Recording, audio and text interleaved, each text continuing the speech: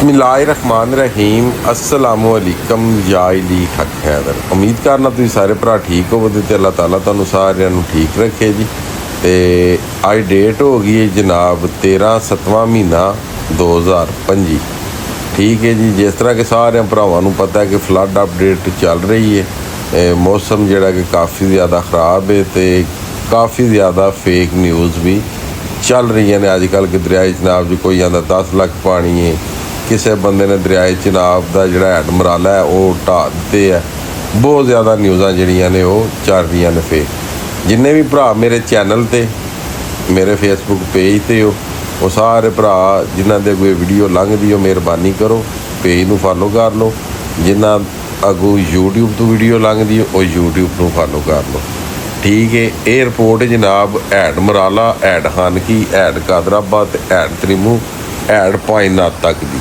ठीक है। जिन्होंने उत्थों तक रिपोर्ट चाहिए वो भरा जिहड़े ने वो मेरे चैनल नूं भी ते मेरे पेज नूं भी फॉलो भी सबसक्राइब भी कर लो। तो लो जी रिपोर्ट करने हुण शुरू।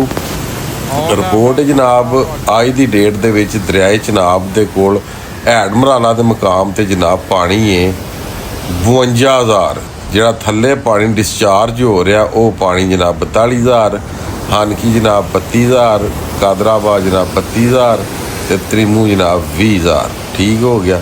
ये पानी जनाब इस टाइम दरियाए चनाब विच चल रहा वे ते हैड मराला जिहड़ा पानी डिस्चार्ज करवा रहा वे वो पानी जनाब 42,000।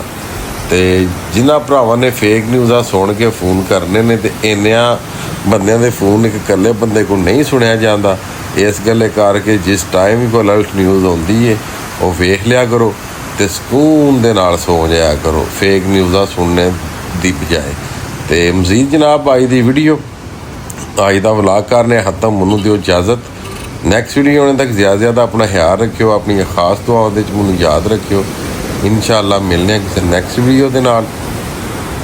अगर कोई एमरजेंसी रिपोर्ट आई तो इंशाअल्लाह तुहाडे नाल शेयर हो जाएगी।